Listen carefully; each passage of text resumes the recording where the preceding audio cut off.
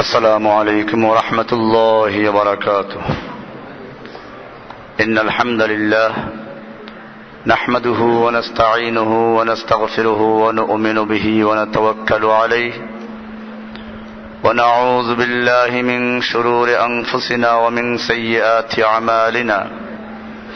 من يهده الله فلا مضل له ومن يضلله فلا هادي له. وأشهد أن لا إله إلا الله وحده لا شريك له وأشهد أن محمدا عبده ورسوله صلى الله تعالى عليه وعلى آله وصحبه أجمعين.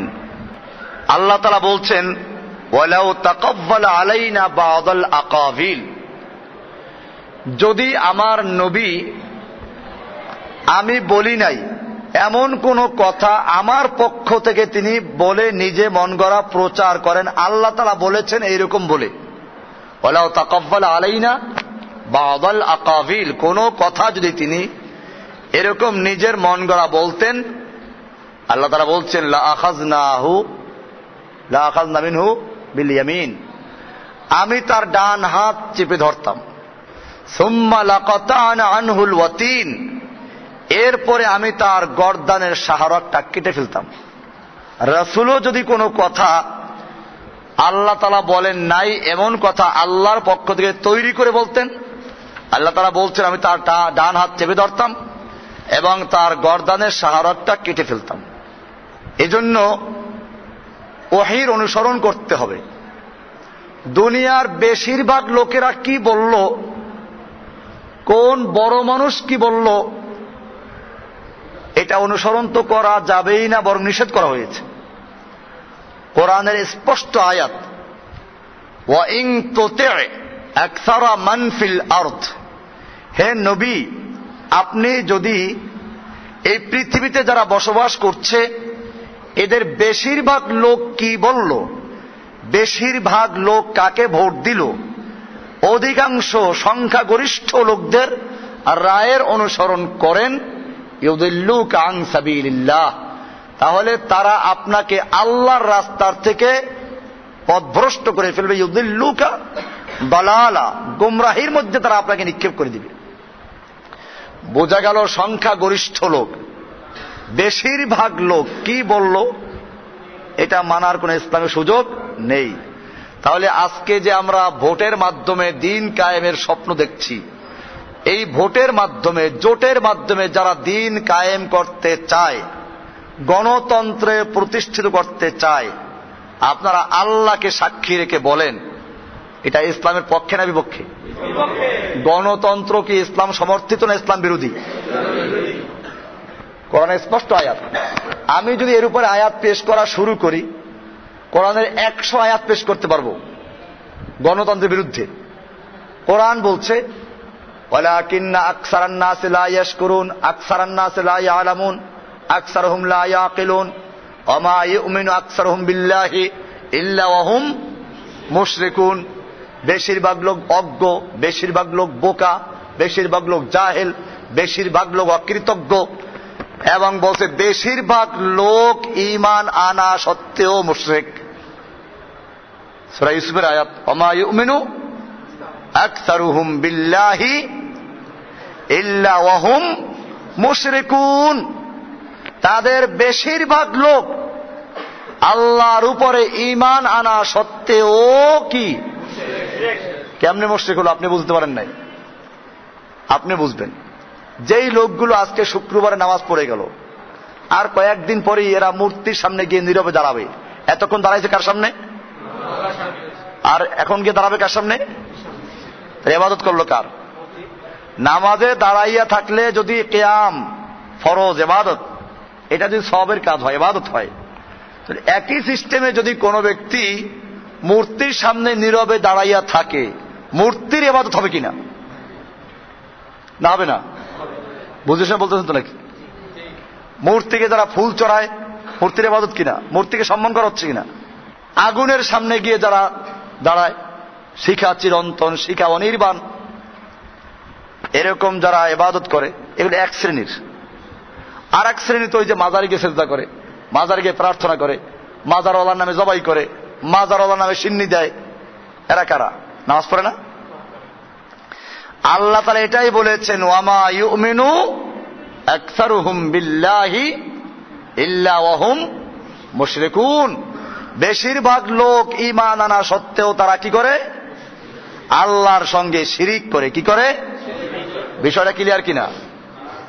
কাজেই একজন মুমিন সে অনুসরণ করবে ওহীর। কারণ অনুসরণ করবে বেশিরভাগ লোক কি বলো তা না। হ্যাঁ, একটা বিষয় আছে, বেশিরভাগ বলতে যে আহলুল হল্লে ওয়াল আকদ, যারা দিনদার, কোরআন সুন্নাহর জ্ঞান রাখে, এরকম লোকেরা কোনো বিষয়ে মতানৈক্য হচ্ছে, সেক্ষেত্রে যদি ওই লোকদের মধ্যে বেশিরভাগ লোকের অনুসরণ করে, যদি সবাই কোরআন সুন্নাহর থেকে বলতেছে, হয়তো বুঝে কোন রকম বেশ হয়ে গেছে এবং কোন দলিল তার কাছে নাই, তো সেক্ষেত্রে এই আহলুল হল্লে ওয়াল আকদের যদি বেশিরভাগ লোকদের সংখ্যা নিয়ে কেউ কোনো সিদ্ধান্ত নেওয়া যেতে পারে। এটা ওমর ইবনে খাত্তাব রাদিয়াল্লাহু তাআলা আনহু যখন আহত হলেন, তখন 6 জন লোককে দিয়ে একটা সূরা গঠন করে দিলেন। এখন 6 জন যদি দুই দিকে সমান সমান হয়, 3 জন করে, তাহলে কি হবে?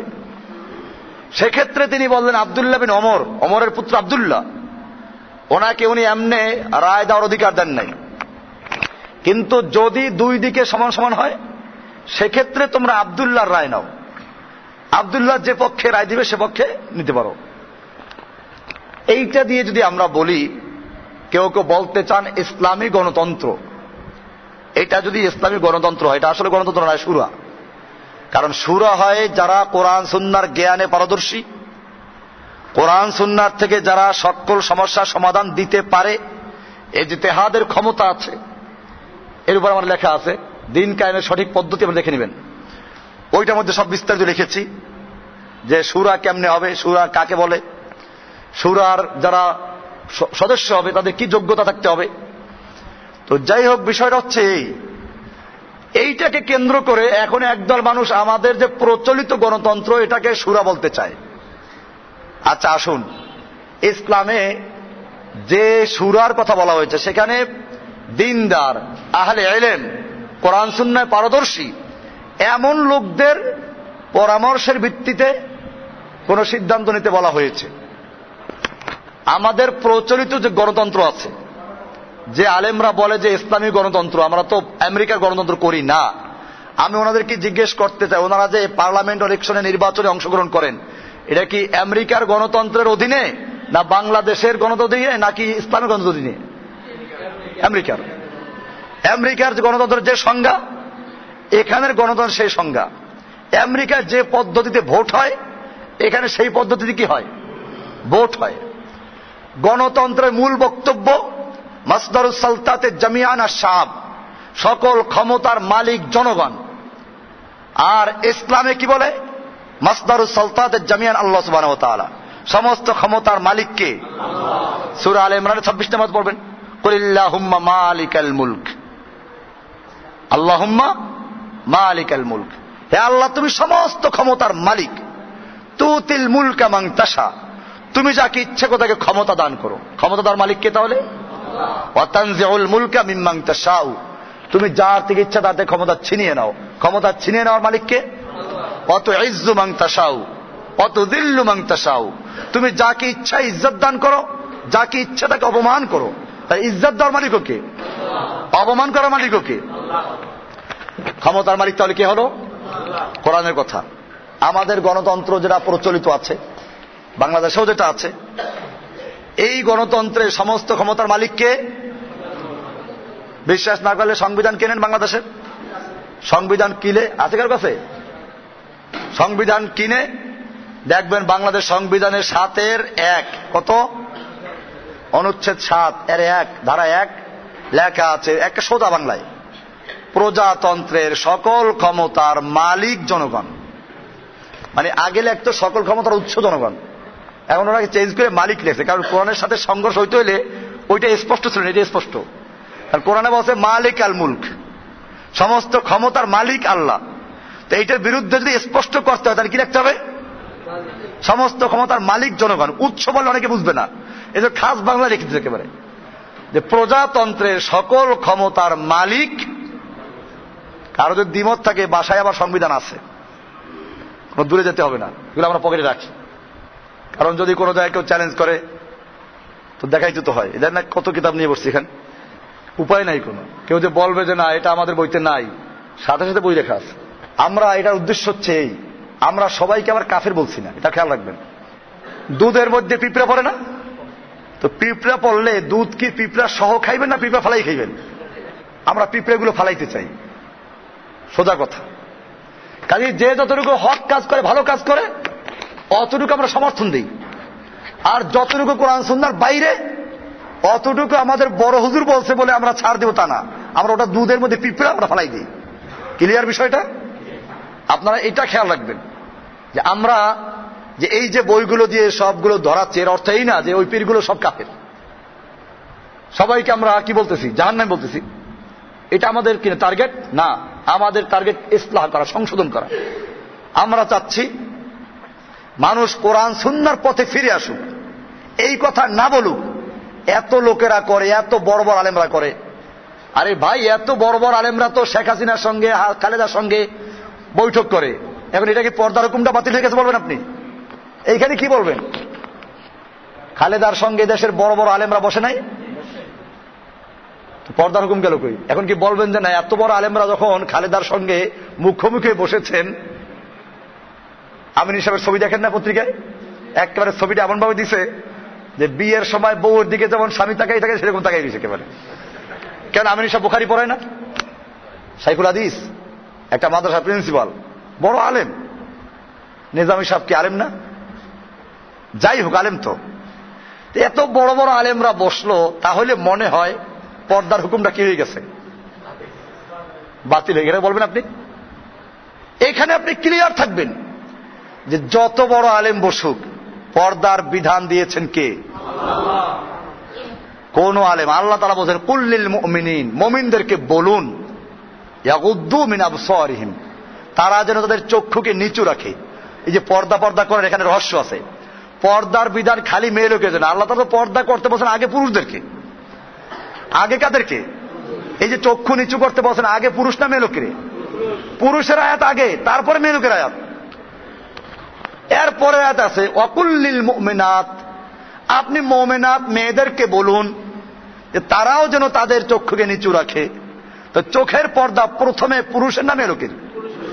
তারপরে কাদের? আদেশটা কার? এটা যারা লঙ্ঘন করলো, এক্ষেত্রে আপনি কি বলবেন? দেখেন, আমি আবার কিন্তু আমিন সবকে কাফের বলতেছি না, এটাও খেয়াল রাখবেন। আমি ওই যে এক কথা বলে দিলাম, যে কথাটা হচ্ছে এই যে কোরআন হাদিসের বিরুদ্ধে যে যতটুকু বিরুদ্ধে যাবে, আমরা ওটা যত বড় আলেম করুক, যত বড় বিজ্ঞজন করুক, যত কোটি লোকে করুক, আমরা কি সেটা দেখবো না কোরআন সুন্নাহ দেখবো? এটাই আজকে আলোচনা। ওইটাই ফাত্তাবি মা ইউহা ইলাইকা মির রাব্বিকা, তোমার রবের পক্ষ থেকে যা তোমার প্রতি ওহী করা হয়েছে তুমি ওটার অনুসরণ করো। ঠিক গণতন্ত্র একই কায়দায়। গণতন্ত্রে দেশের বহু আলেমদের সংগঠন আছে, সব আলেমদের প্রায় বেশিরভাগ লোকদের সংগঠন, কোন না কোনো দল আছে, তারা নির্বাচনে অংশগ্রহণ করেন। নির্বাচনে যে অংশগ্রহণ করেন কোন সংবিধানের নেতৃত্বে? বাংলাদেশের সংবিধানের নেতৃত্বে। বাংলাদেশ সংবিধান যেটা আছে এটা ইসলামী না কুফরি? এটার মধ্যে লেখা আছে গণতন্ত্র, সমাজতন্ত্র, জাতীয়তাবাদের, ধর্মনিরপেক্ষতাবাদের ভিত্তিতে দেশ পরিচালিত হবে। এটা অপরিবর্তনীয়। সংসদের কিছু দ্বারা আছে পরিবর্তনীয়, কিছু দ্বারা কি এটা অপরিবর্তনীয়। তাহলে এই অপরিবর্তনীয় ধারার মধ্যে আছে নিরপেক্ষতাবাদ। যে ওলামায়ে কেরামরা নির্বাচনে যাচ্ছেন, তারা কি এই সংবিধান মেনে তারপরে নির্বাচন করছেন, না এই সংবিধানের বাইরে গিয়ে নির্বাচন করছেন? নির্বাচিত হলে সংসদে গিয়ে এই সংবিধান রক্ষার জন্য হলফ করে তারপরে পার্লামেন্টে বসবেন, না কি বসবেন? এই সংবিধান রক্ষার জন্য হলফ করতে হবে। হলফ করার পরে আপনি পার্লামেন্ট সদস্য। আর যদি কেউ না এই সংবিধানে হলফ করবো না আমি, তাহলে কি হবে? এরপরে ওই সংবিধানের সাথে 2তে আরো সুন্দর করে লেখা আছে, এই সংবিধান দেশের সর্বোচ্চ আইন বলে বিবেচিত হবে। অন্য অন্য আইনের যতখানি এই আইনের সাথে অসামঞ্জস্যশীল, ওই আইনের ততখানি বাতিল বলে গণ্য হইবে। এখন যদি এটার দ্বারা ওনারা ব্যাখ্যা দিতে চান যে এটা ওই অন্য অন্য দেশ, আমার কোনো আপত্তি নেই। কিন্তু যদি এই কিতাবটারে মিলে এর সাথে অন্যান্য আইনের যতখানি এর সাথে অসামঞ্জস্যশীল ততখানি বাতিল, তার মধ্যে কোরআনকেও নিয়ে আসে যে কোরআনেরও যতখানি অসামঞ্জস্যশীল ততখানি বাতিল, তাহলে কোন মুসলমান মানতে পারবে? এখন আসুন বাস্তবতায়। বাস্তবে আমরা কি দেখি? কোরআনের যতখানি অসামঞ্জস্য বাতিল করছে কিনা? চোরের হাত কাটার বিধান সংসদে পাশ করবে না বাতিল করা? সুদের বিধান কোরআনে হারাম, সংসদে কি? এখন আপনি বলেন যে ব্যাংকে যতগুলো সোনালী ব্যাংক, রূপালী ব্যাংক, পূবালী ব্যাংক, জনতা ব্যাংক, বাউয়া ব্যাংক, কোনো ব্যাংক, যত ব্যাংক সব কি? এটা চলবে না, এটা হারাম। এরকম ভাবে কোরআনে মূর্তি পূজা জায়েজ না হারাম? ইন্নামাল খামরু ওয়াল মাইসিরু ওয়াল আনসাব ওয়াল আজলামু আসনাম আনসাব নুসুব, এই ভাস্কর্য এগুলো বলছে শয়তানের কাজ। কার কাজ? ফাজতানিবুহু। আপনি বলেন যে এই মূর্তি সব ভাস্কর্য সব কোরআন বিরোধী, ভাঙতে হবে। ওরা কি মূর্তি ভাঙবে না কোরআনের এই বিধানটা বাতিল করছে? মদ ইসলামে হারাম, বাংলাদেশের আইনে যদি মদের লাইসেন্স থাকে তাহলে বৈধ না অবৈধ? এরকম ভাবে পর্দার বিধানের উপর আপত্তি করেছে। জেনার ব্যভিচারের যে বিচার আছে, বিবাহিত হলে পাথর ছুঁড়ে হত্যা করো, আইন আছে দেশে, বাতিল করা হয়েছে। আল্লাহর আইন বাতিল করে তারপরে কি করে? ইফটিজিং বাতিল করবে। কি করবে? আরে বেটা, ইফটিজিং বাড়বে আরো। আল্লাহ বলছেন ইয়া আইয়ুহান নাবিয়্যু কুল লিআজওয়াজিকা ওয়া বানাতিকা ওয়া নিসাইকা ওয়া নিসাইল মুমিনিন ইউদনিনা আলাইহিন্না মিন জালাবিবিহিন্না যালিকা আদনা আন ইউরাফনা ফালা ইউযাইনা ফালা ইউযাইন, তাদেরকে উত্ত্যক্ত করবে না, ইফটিজিং করবে না। এখন তুমি তোমার মেয়েকে ছেড়ে দিবা হাই হিল জুতা পরে, এরপরে টাইট পোশাক পরে, এরপরে জানলা সামনের পিছনে সব খুলে দিয়ে এরপরে রাস্তায় চলবে, আর ছেলেরা ইফটিজিং করবে না, ঘাস খাইবে বসে বসে, ইফটিজিং বন্ধ করবে এরা। আমার দেশের ছেলেদের তো আমি প্রশংসা করি যে এবার ভালোই আছে, এরা যে রাস্তাঘাটে এখন মনে মেয়েদেরকে ছিঁড়ে ফাড়ে খায় না, এই জন্য ওদের ধন্যবাদ দেওয়া দরকার যারা ইফটিজিং করে। কারণ একদিকে নারীদেরকে বেপরদা হতে বলবা, আর একদিকে ইফটিজিং বন্ধ করার চেষ্টা করা হবে। এটা একদিকে সহশিক্ষা, ছেলে মেয়ে একসাথে। আল্লাহ তাআলা সৃষ্টি করেছেন দুইটাকে, ওই যে কারেন্টের বাতি জ্বলে, দুইটা তার আছে না, তার দুইটা একাত্র হলে তারপরে ফ্যান জ্বলবে, ফ্যান চলবে, বাতি জ্বলবে। কিন্তু সিস্টেম আছে কিনা? দুইটা তার দিয়ে পেঁচানো কিনা? এখন তার দিয়ে ওগুলো পেঁচানো আছে, দুইটা তার, এটা নির্দিষ্ট নিয়মে এসে মিলবে, তারপরে বাতি জ্বলবে, ঠিক কিনা? যদি ওই পর্দাকে মাঝখানে উঠেই দেয়, দুইটা তারকে একাত্র করে দেয়, সিস্টেম ছাড়া মিলেই দেয় দুইটা তারকে, তাহলে কি বাতি জ্বলবে না আগুন জ্বলবে? তো রাস্তায় তার উঠেই দিয়েছো তুমি, পর্দা উঠেই ফেলেছো, স্কুল কলেজে পর্দা তুলে ফেলেছো।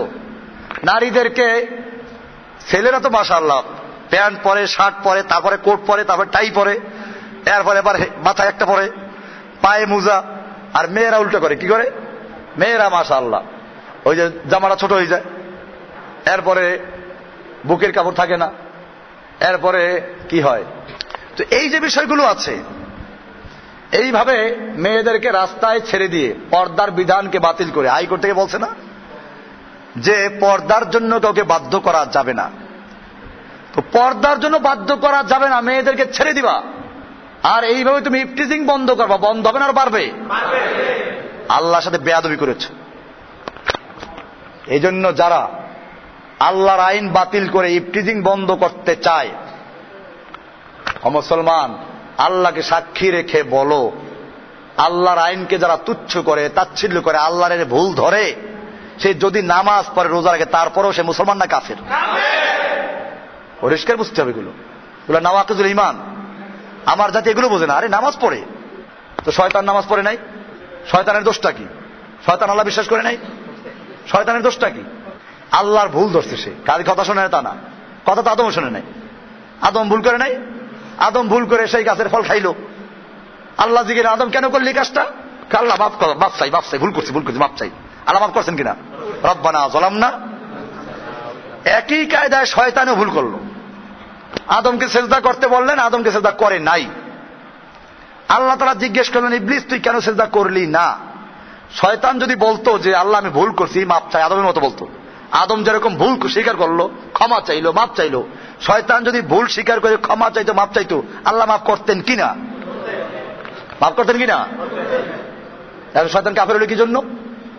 ওই সেজদা না করার কারণে না, বরং এরপরে যুক্তি পেশ করছে যে আল্লাহ তোমার হুকুম ঠিক হয় নাই, আমি আদমের চেয়ে ভালো, তুমি আমাকে বানাইলে আগুন দিয়া, আদমকে বানাইছো মাটি দিয়া, আগুনের গতি ঊর্ধ্বে মাটির গতি নিম্নে, মাটি যদি উপরেও ছুঁড়ে মারা হয় ওর নিচের দিকে চলে আসে, আর আগুন নিচে দাঁড়াইলে উপরে চলে। তো আদম সেজদা করবে আমাকে, কেন আমি আদমকে সেজদা করতে যাব? আল্লাহর হুকুমের বিরুদ্ধে যুক্তি পেশ করলো কে? বুদ্ধিজীবী। এর নাম কি? বুদ্ধিজীবী। বোঝা গেল এখনো যেই বুদ্ধিজীবীরা আল্লাহর হুকুমের ভুল ধরে, এদের প্রথম লিডারের নাম কি? বুঝতে পারছেন? বুদ্ধিজীবী পাইছেন এখন? বুদ্ধিজীবী যারা বুদ্ধি বিক্রি করে খায়, মানে ইসলামের আল্লাহর দেওয়া বুদ্ধি কুফফারদের কাছে বিক্রি করে খায়, এদের নাম কি? মৎস্যজীবী কাকে বলে? মাছ বিক্রি করে খায়।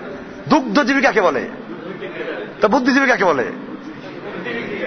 আল্লাহর দেওয়া বুদ্ধি ইহুদি খ্রিস্টানদের কাছে যারা বিক্রি করে, আল্লাহর আইনকে বাতিল করার, আল্লাহর বিরুদ্ধে অবস্থান নিয়ে ভুল ধরে, এগো নাম কি?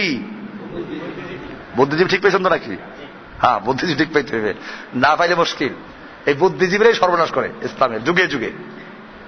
তো যাই হোক, বলতেছিলাম যে আল্লাহর আইনকেও যদি আমরা এই আওতায় নিয়ে আসি, যে এই আইনের সাথে যা অসামঞ্জস্যশীল, যে আইনের যতখানি অসামঞ্জস্যশীল সে আইনের ততখানি বাতিল, এই যদি আনা হয়, তার সাথে এটা যদি কোরআনকে মিলায়, আমরা এটা মানতে পারবো? তাহলে আপনি কি বুঝাচ্ছেন আমাদেরকে? এই দেশে যে ভোট হয় সেটা কি ইসলামিক যে সুরার কথা বললাম সেই সুরা পদ্ধতিতে, না এখানে ম্যাথর, চোর, ভাটপার, ডাকাত সবার ভোট নেওয়া হয়? এটা কিসের ইসলামিক গণতন্ত্র? কি বুঝাচ্ছেন? ইসলামের সুরা আছে আর এখানে সংসদ আছে, তো দুইটা তো মিল আছে। আমি বলি ছাগলেরও পা আছে, গরুরও 4টে পা আছে। ছাগলের 2টা কান আছে, গরুর 2টা কান আছে।